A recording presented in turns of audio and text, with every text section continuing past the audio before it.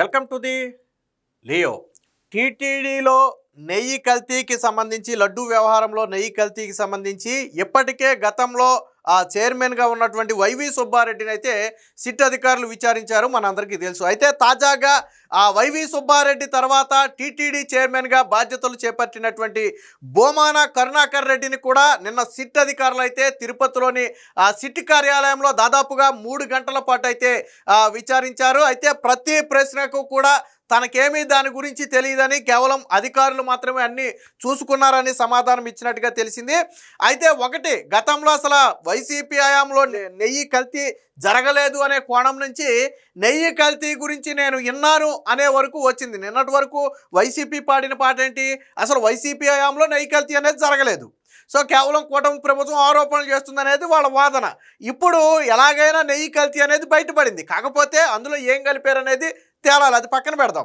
ఇప్పుడు బోమాన స్వరంలో ఏం మార్పు వచ్చింది, నేను విన్నా గతంలో నెయ్యి కల్తీ అనే దాని గురించి నేను విన్నాను తప్ప నాకైతే తెలియదు అనే వరకు వచ్చింది. అంటే ఒక మెట్టు దిగారు. మొత్తానికి ఎలాగైనా రేపొద్దున దొరికిపోవడం ఖాయం అనుకున్నారో ఏమో తెలియదు, కానీ సిట్ విచారణ కోసం హైదరాబాద్ నుంచి తిరుపతి వెళ్ళి అక్కడ సిట్ విచారణ అయిన వెంటనే మళ్ళీ తిరిగి నిన్న బోమాన హైదరాబాద్ అయితే వచ్చేసారు. వాస్తవానికి చాలామంది వైసీపీ నేతలకు కూడా బోమానను విచారించినట్టుగా కూడా తెలియదు. ఎందుకంటే మరి ఈయన మీడియా అటెన్షన్ ఉండకూడదు అనుకున్నాడో ఏమో, కానీ గుట్టు చప్పుడు కాకుండా కరెక్ట్ టయానికి వెళ్ళి మళ్ళీ తిరిగి వెనక్కి టయానికైతే వెనక్కి వచ్చేయడం జరిగింది. సో దీనికి సంబంధించిన ఒక వార్త వచ్చింది. నన్ను ఆయన ఏం చెప్పాడనేది ఒకసారి చూద్దాం. నెయ్యి కల్తీ గురించి విన్నా అంటే నెయ్యి కల్తీ జరగలేదు అనే దగ్గర నుంచి నెయ్యి కల్తీ గురించి నేను విన్నాను అనే వరకు అయితే వ్యవహారం వచ్చింది. తిరుమలలో అది కొత్త విషయం కాదు. అంటే నెయ్యి కల్తీ జరగటం అనేది, అలాగే కల్తీ నెయ్యి ట్యాంకర్లను తిరిగి వెనక్కి పంపడం అనేది తిరుమలలో కొత్తగా మా హయాంలోనే జరిగింది కాదు, అందరి హయాంలోనూ అది జరిగిందని చెప్పి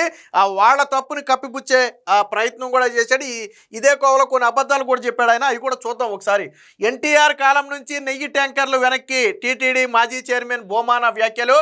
నెయ్యి నిర్ధారణ, లడ్డూ రుచి గురించి 2 సార్లు చైర్మన్గా తెలుసుకోలేదా, కొనుగోలు కమిటీ సభ్యునిగా తీసుకున్న చర్యలేంటి, సూటిగా ప్రశ్నించిన సిట్ అధికారులు. వాస్తవానికి బోమాన గతంలో రాజశేఖర్ రెడ్డి హయాంలో ఒకసారి టీటీడీ చైర్మన్గా చేశాడు, జగన్మోహన్ రెడ్డి హయాంలో ఒకసారి టీటీడీ చైర్మన్గా చేశాడు, అంతకుముందు ఒకసారి ఎక్స్-అఫీషియో మెంబర్గా తిరుపతిలో ఎక్స్-అఫీషియో మెంబర్గా ఉన్నాడు, తరువాత అదే తిరుపతిలో కొనుగోలు కమిటీ సభ్యునిగా కూడా ఉన్నాడు. అంటే తిరుమలలో బోమాన కరుణాకర్ రెడ్డి పాత్ర చాలా కీలకంగా ఉంది. ఆయనేమి ఈ రోజు కొత్తగా తిరుమలలో పదవి వచ్చిన వ్యక్తి కాదు, కానీ నాకేమీ తెలియదని చెప్పడంతో సిట్ అధికారులు కూడా కొంచెం గట్టిగానే అడిగారు. 2 సార్లు చైర్మన్ చేసావు, ఒకసారి కొనుగోలు కమిటీ సభ్యుడిగా ఉన్నావు, మరొకసారి ఎక్స్-అఫీషియో మెంబర్గా ఉన్నావు కదా, ఇన్నిసార్లు తిరుపతిలో ఇంత పెద్ద వ్యవహారంలో ఉన్నటువంటి నువ్వు కనీసం తిరుమలలో ఏం జరుగుతుందో నేను తెలుసుకోలేదు అని అన్ని అధికారుల మీద నెట్టడం ఎంతవరకు సమంజసం అని చెప్పి నిన్న అధికారులు కూడా కొంచెం గట్టిగానే బోమానను అయితే ప్రశ్నించారు.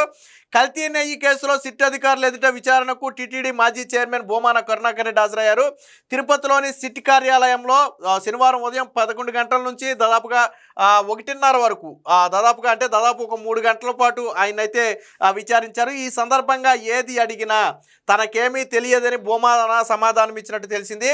2 పర్యాయాలు టీటీడీ చైర్మన్ గాను, 1 పర్యాయం ఎక్స్-అఫీషియో మెంబర్ గాను, కొనుగోలు కమిటీ సభ్యుడిగా పనిచేసినందున టీటీడీ వ్యవహారాలపై లోతైన అవగాహన, పాలనా వ్యవహారాలపై పట్టు కలిగిన వ్యక్తిగా నెయ్యి గురించి ఎందుకు పట్టించుకోలేదని సిట్ అధికారులు ప్రశ్నించినట్టు తెలిసింది. సో అల్లాటప్పగా నాకేం తెలియదు, అధికారులు తీసుకొస్తే నేను సంతకం పెట్టా, అధికారులు తీసుకొచ్చి సంతకం పెట్టేటప్పుడు నువ్వెందుకు టీటీడీ చైర్మన్గా, అన్ని అధికారులే చేస్తారు, అధికారులు ఏది చెప్తుంది నేను చేస్తాను అన్నప్పుడు నువ్వు అవసరం లేదు కదా.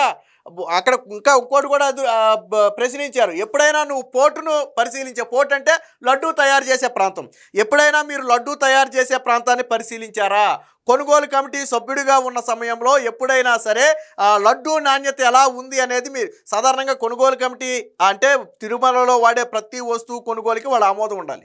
సో ఆ తర్వాత అవి నాణ్యంగా ఉన్నాయా లేదా అనేది ఫీడ్బ్యాక్ తీసుకుని అవసరమైతే చర్యలు తీసుకోవాల్సిన బాధ్యత కూడా వీళ్ళ మీద ఉంటుంది. ఏ రోజైనా లడ్డూ ప్రసాదం గురించి 10 మందితో మాట్లాడారా, దాని నాణ్యత గురించి అడిగి తెలుసుకున్నారా అని చెప్పి నిన్న సిట్ అధికారులు కూడా ప్రశ్నిస్తే దానికి మౌనంగా సమాధానం చెప్పకుండా తప్పించుకున్నట్టుగా అయితే మనకి తెలుస్తుంది.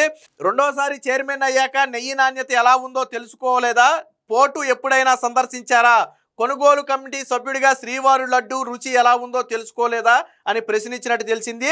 నెయ్యి సరఫరా గురించి అధికారులు చూసుకుంటారని, నాణ్యత పరీక్షలు చేయడానికి ప్రత్యేకంగా టీం ఉంటుందని, వాటి గురించి తామెందుకు పట్టించుకుంటామని వ్యాఖ్యానించినట్టుగా సమాచారం. అంటే ఒక నిర్లక్ష్య ధోరణి, ఈ సిట్ ఆ విచారణ నుంచి ఎలాగైనా తప్పించుకోవాలనే ఇంటెన్షన్ తప్ప, ఒక చైర్మన్ బాధ్యత కలిగినటువంటి చైర్మన్ పదవిలో ఉండి, చైర్మన్ అంటే సర్వనువే కదా టీటీడీకి, నీ తర్వాతే కదా ఎవరైనా సరే, అందులో ప్రభుత్వ ఇన్వాల్వ్మెంట్ కూడా పెద్దగా ఉండదు కదా, మొత్తం చైర్మన్ వ్యవహారమే కదా.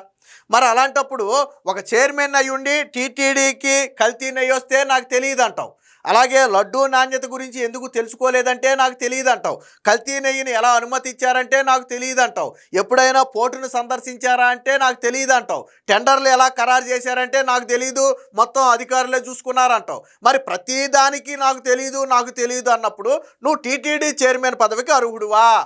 నాకు అవును, ఎస్, నాకేమీ తెలీదు, నేను చేతగాని వాడిని. మరి ఎందుకు టీటీడీ చైర్మన్ పదవికి వెళ్ళావు నువ్వు చెప్పొచ్చు కదా, దీనిలో ఒక సమర్థవంతమైన వ్యక్తిని కూర్చోబెట్టండి, నాకు వీటి గురించి పెద్దగా తెలియదు, అధికారులు ఏదన్నా తప్పుదోవ పట్టిస్తే నేను తప్పుదారి పట్టే అవకాశం ఉందని చెప్పి మరి ఆ రోజు చెప్పొచ్చు కదా. అంటే బాధ్యతాయుతమైన పదవిలో ఉండి జగన్మోహన్ రెడ్డి సీఎంగా ఉన్నాడు, ఆ రాష్ట్రంలో ఏం జరిగిందో నాకు తెలియదు అంటే కుదురుద్దా? గతంలో జరిగిన అరాచకాలకు నాకేంటి సంబంధం అంటే కుదురుద్దా? కుదరదు కదా.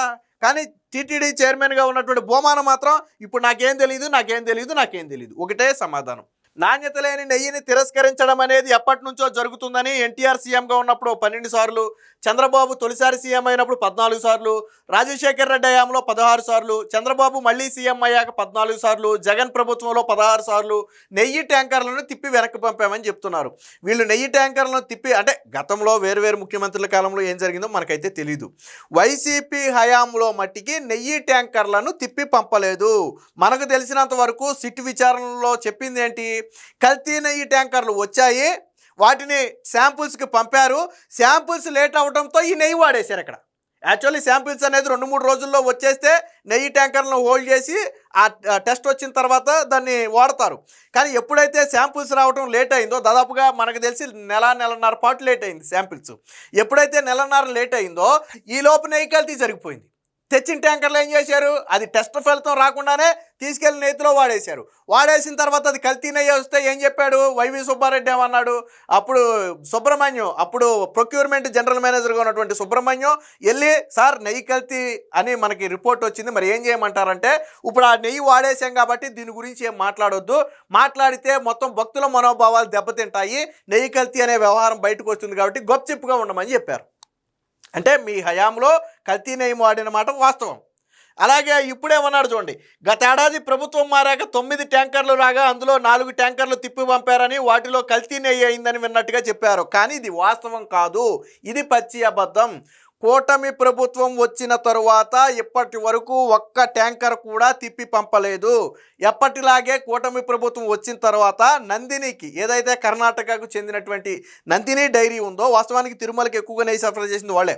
గతంలో జగన్మోహన్ రెడ్డి వచ్చేటప్పటికి కూడా నెయ్యి సరఫరా చేసేది వాళ్ళే. అంటే గత ప్రభుత్వంలో నెయ్యి సరఫరా చేసింది, అంటే 2014 నుంచి 18 వరకు నెయ్యి సరఫరా చేసింది నందినినే.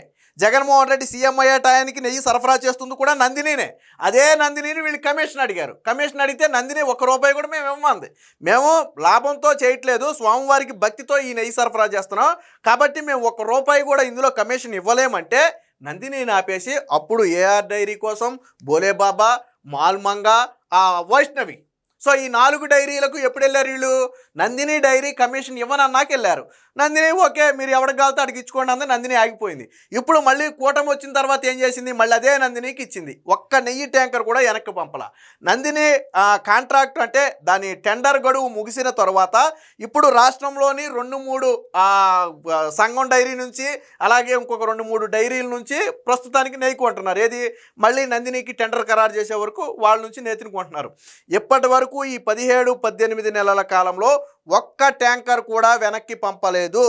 ప్రతి వస్తువు కూడా, నెయ్యే కాదు, ప్రతి చివరికి భక్తులు స్వామివారికి ఇచ్చే బియ్యం కావచ్చు, బెల్లం కావచ్చు, చింతపండు కావచ్చు, పప్పు దినుసులు కావచ్చు, వీటన్నిటినీ కూడా నాణ్యత పరీక్ష చేసి అవి నాణ్యంగా ఉంటేనే తీసుకుంటున్నారు, వాటినే లోనకు పంపుతున్నారు. ఈవెన్ సాల్ట్తో సహా నాణ్యత పరీక్ష చేసిన తర్వాతే ప్రతి పదార్థం కూడా వండటం జరుగుతుంది. కాబట్టే ఇప్పుడు భోజనాలకు సంబంధించి కానీ, నేతికి సంబంధించి కానీ, లడ్డుకు సంబంధించి కానీ, ఇతర ఏ ప్రసాదాలకు సంబంధించి కానీ ఇప్పటివరకు ఒక ఫిర్యాదు రాలా. ఇక్కడ ఈయన చెప్పిన అబద్ధం ఏంటంటే మారాక 9 ట్యాంకర్లు వస్తే అందులో ఒక 4 ట్యాంకర్లు వెనక్కి పంపారని చెప్పాడు. కానీ ఒక్క ట్యాంకర్ కూడా వెనక్కి పంపలా. ఇది అబద్ధం. ఆల్రెడీ దీని గురించి మనం మొన్న వీడియో కూడా చేసాం. 100% నాణ్యత అని చెప్పి ఒక వీడియో కూడా చేసాం, ఉంటుంది ఒకసారి చూడండి. దాంట్లో నేను క్లియర్గా చూపించాను కూడా.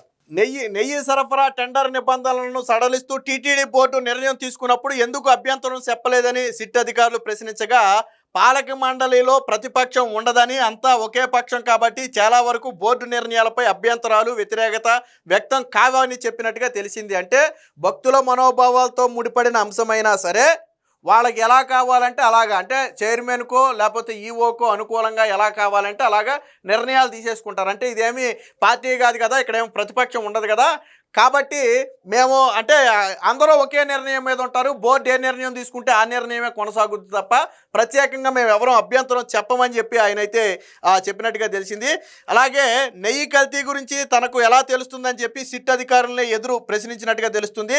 దీంతో అంటే ఇప్పుడుతో భూమన కరుణాకర్ రెడ్డి విచారణ అయ్యిందంటే అవలేదనే చెప్పొచ్చు. తరువాత మళ్ళీ ఆ విచారణకు కూడా పిలిచే అవకాశం ఉంది. దీంతో పాటు టీటీడీలో పనిచేసినటువంటి దాదాపుగా గతంలో పనిచేసినటువంటి 12 మంది అధికారులు ఇప్పటికే సిట్ నోటీసులో ఉన్నవాళ్ళు, గతంలో కల్తీ వ్యవహారంలో వారి పాత్ర కూడా ఉందని ఎవరైతే సిట్టు భావించారో ఆ 12 మంది మీద విచారణ చేయడానికి కూడా టీటీడీని అయితే అనుమతి కోరినట్టుగా తెలిసింది. ఆ 12 మందిని కూడా విచారించిన తర్వాత ఎవరి ఒత్తిడి మేరకు ఈ కల్తీ వ్యవహారం చేశారు, ఎందుకు వీటిని తిరస్కరించలేదు, కల్తీ నెయ్యని తెలిసినప్పుడు చైర్మన్ స్థాయి అధికారులకు చెప్పారా లేదా వంటి విషయాలను కూడా సిట్ అధికారులు విచారించే అవకాశం ఉంది. ఏది ఏమైనా టీటీడీ చైర్మన్గా వ్యవహరించినటువంటి భూమాన మాత్రం ఈ వ్యవహారంతో తనకు సంబంధం లేదని సిట్ అధికారుల వద్ద చెప్పి తప్పించుకునే ప్రయత్నం చేస్తున్నట్టుగా తెలుస్తుంది. Please subscribe to Leo news for more videos.